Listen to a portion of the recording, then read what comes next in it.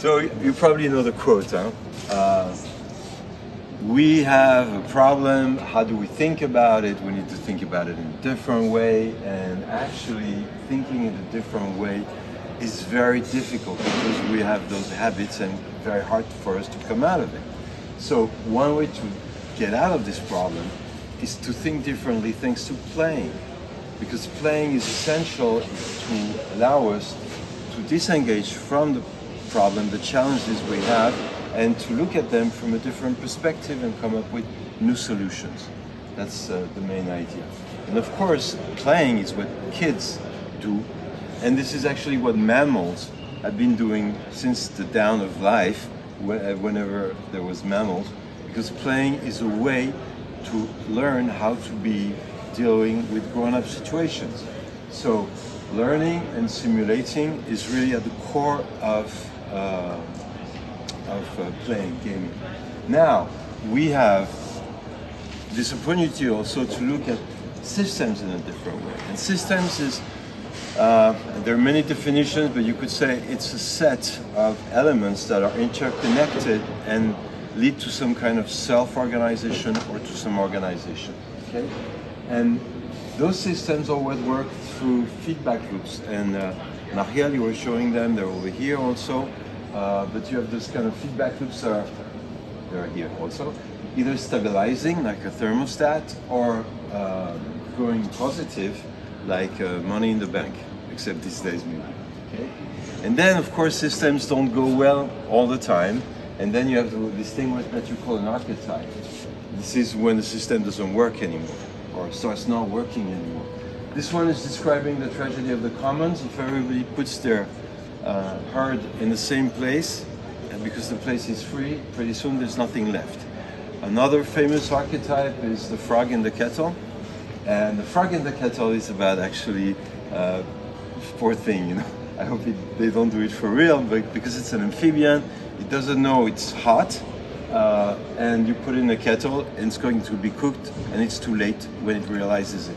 So we need to pay attention to it. So we have this notion of systems, but we also have to introduce the notion of human values in the gaming, all right? And this notion of human values is very important because we can look at how they move society through life. I mean, life of humankind. And there are two main sets that are really at odds right now in transition. On the one side, you have, I would say, the traditional aspect of law, following the rule of law, and then the notion of money, because the more you can get, the better it is, all right? But then we see the problems that causes, which is back to what I was talking about earlier, and now you have two other sets of value systems are emerging, replacing that.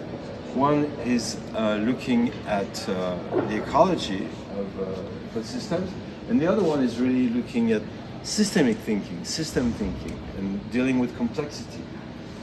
Because dealing with complexity is essential insofar as we're facing tons of wicked problems. Wicked problems, if you look for a solution, you don't find it. You have to work at it on a different way, all right?